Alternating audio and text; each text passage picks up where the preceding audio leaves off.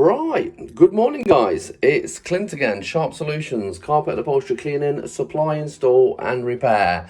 So the first job for today is this 2-bedroom, stairs, landing and lounge. Not in bad condition, it is an end of tenancy. There was a couple of issues that I've already done, so I'm coming in just after I've done a little bit here. The whole job's probably going to take about three and a half hours. So the problems are, the last tenants had a cat, and you probably can't see this, but if I get the camera down, you can see now you've got tufts. Basically, not all over, but in certain areas. Now, they obviously need trimming back. That's not going to hurt anything, just trim them back. It's going to be a lot smarter. We've put some overbars in because the carpets were coming away. Basically, I'll tell you a little bit about that. So what happened is they were coming away too much to get a stretch on, even with a power stretcher. So what we did was grippered up to the laminate, power stretched it as much as we could get it. We couldn't get it 100% of the way up. We got about an inch out of this carpet, but they were back about 1.5 inches. So literally, we've just got it onto this back wall, and we've put some stickers over the top to obviously support. It's more of a detail bar. It's not actually doing anything. So the support behind there is you've got grippers there. The carpet is then attached to that. And then you've got the sticky cover over the top. I'm probably going to do the same with this one here. This one's not too bad. I might even just, yeah, you get away with that easily. You probably can't even see it. It's just in that corner there, maybe. I'll get away with stretching that up.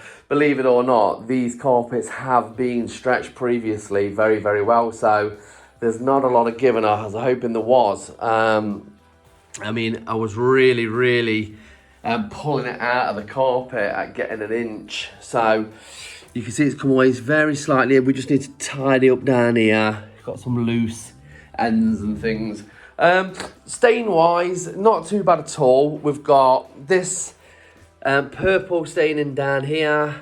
That shouldn't be too hard to remove, to be fair, because these are synthetic carpets, and obviously they can be slightly more forgiving than your more natural carpets like wool. Well, actually nylon are quite unforgiving as well.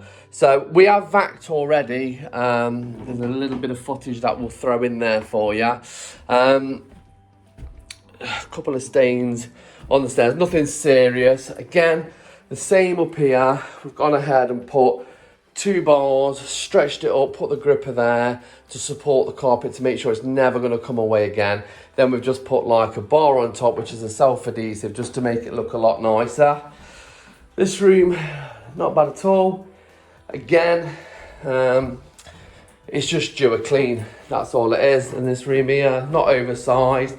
Little stain down there, can't see that being a problem. So yeah, stick with us, and we'll get the CRB out on this because the pile does need lifting, and also we may as well agitate it at the same time with the CRB.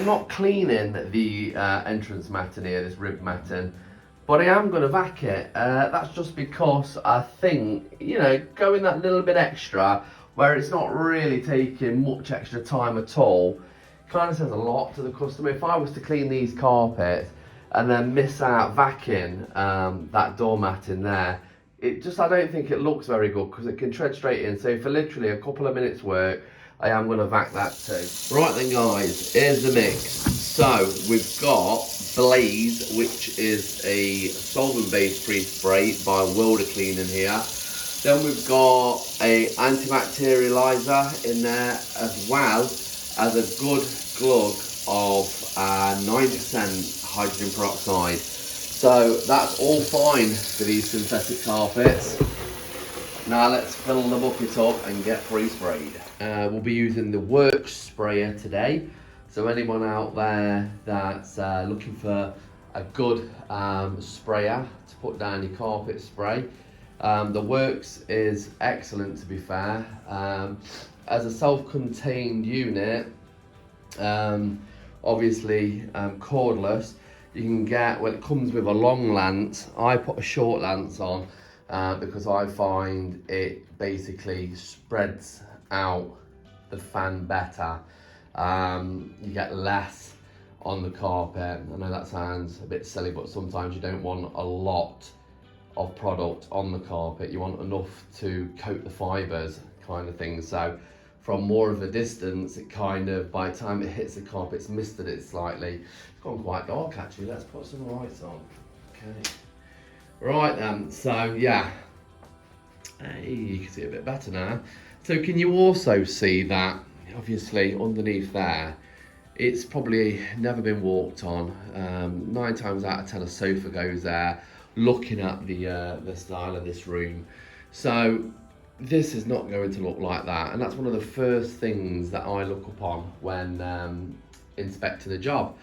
Luckily most customers do understand that. Now and then you do get, obviously, that one particular customer that gives you that look as if to say, oh, I really thought it would. And I always say, well, we do supply carpets as well and fit those if you want a new carpet, because what we're here to do is remove soiling. You know, that's our price point, that's our base point. And then obviously advanced staining, I've said this before as well, that's not in with standard soil extraction. Your pre-sprays, you know, if you invest in good pre-sprays, they'll bring out most things on synthetic carpets. You know, sometimes makeup, things like that. You know, you might need to go to another product to get out teas and coffees and things like that.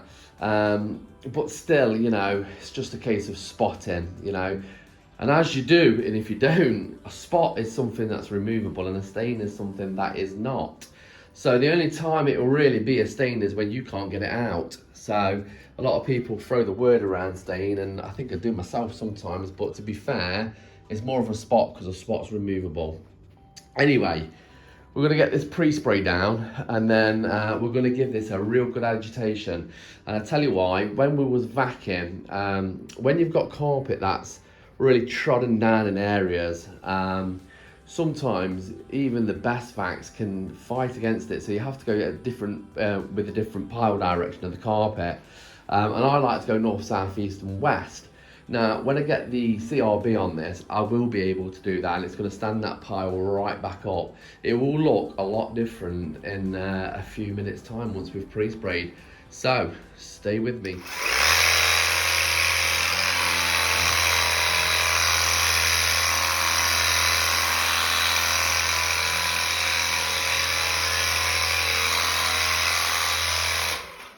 Right then, so I've agitated downstairs and just up to the bedrooms now. So without any agitation in here, we had, must have been a coffee spill there because we've used hydrogen peroxide on it, and it's totally gone. If it was makeup like foundation, it would have needed a solvent spotter on that. So the floor wash 25, I've done a couple of videos on this. It is a really good piece of kit.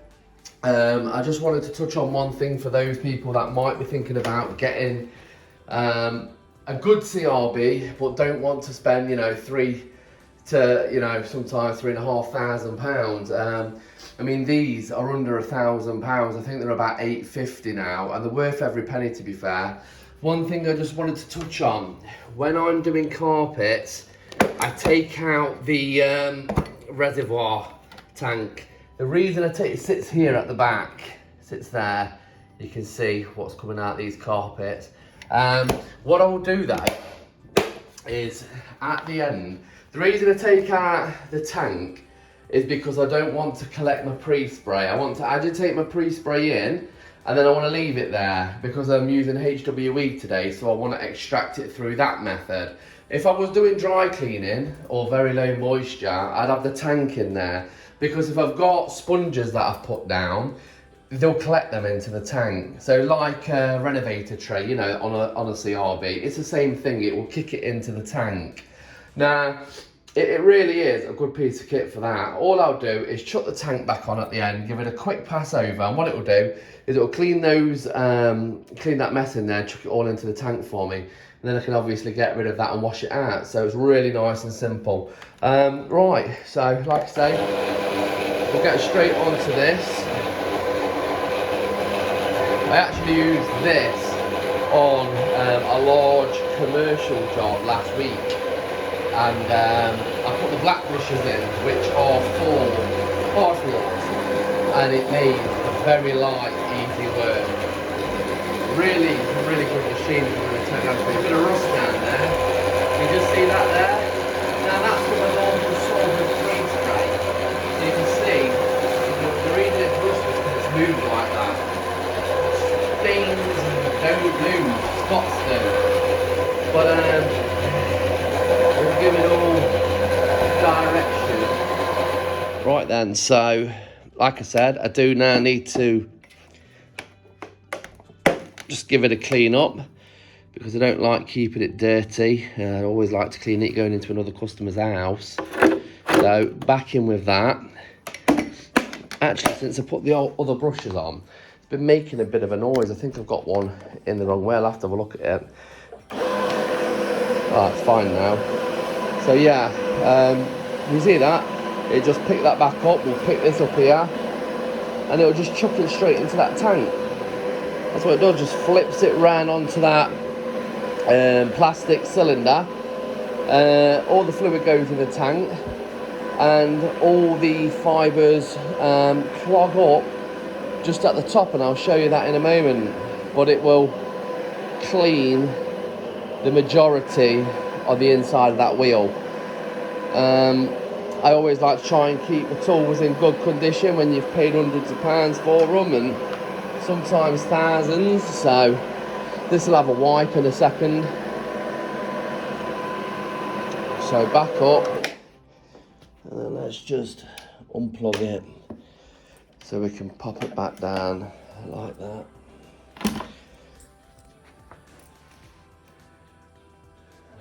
Okay, it saves as well from having to do a lot when you do a deep clean on them, because whenever I've got quieter times, I like to go over my tools and give them a better clean sort of thing. So you can see that inside of here, if I take that tank out, it's just collected all that. It's just collected all that. So in the bucket that goes. Should really have some gloves on there.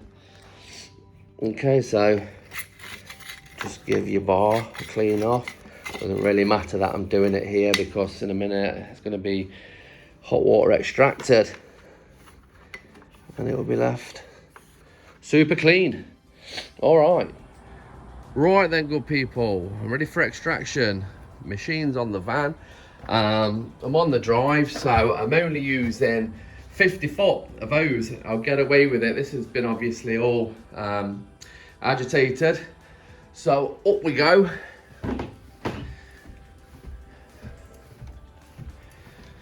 Yeah, 50 foot is what I've got on. Now, I'll get both rooms with 50 foot. If not, obviously, I'll just add on another 25. Okay, right then. One back. Oh yeah, baby.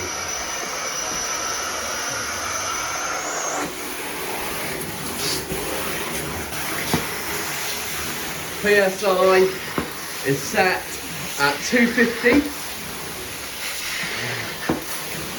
230 actually.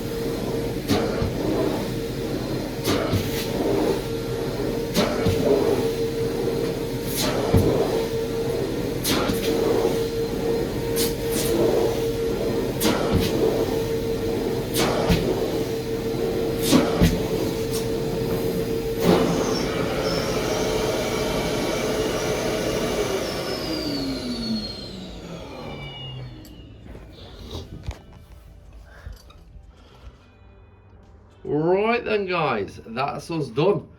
As you can see, a major difference. All the new bars in, made a lovely difference.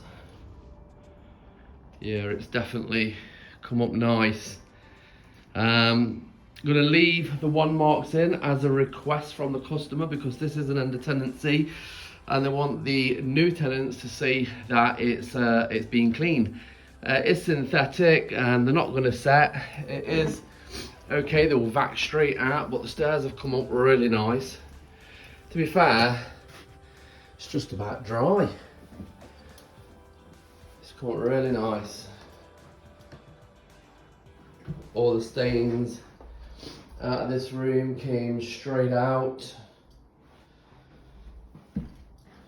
So,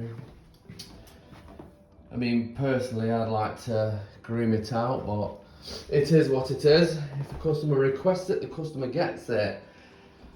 Da-da-da. Okay, on to the next one. Just give you a quick view down the stairs. I did vac that mat in, as I said. I am a man of my word. Pop my trainers on. Oh, don't you just hate it when everything's going good and you wake up in the morning and come to your van and you've got a nail or a screw in your tyre, in the wall? Oh, it hurt me this morning, I'll be honest with you. This back tyre is brand new, just had it on this morning. Luckily enough, there was enough air in it to get me to the tyre place, but it was just in the side of the wall, and the pad it was around here sort of thing, and it was just under the limit to repair it. It was in the wall, you see, and they can't do that. But yeah, gutting. Right guys, to the next one. Have a good one and I'll see you later.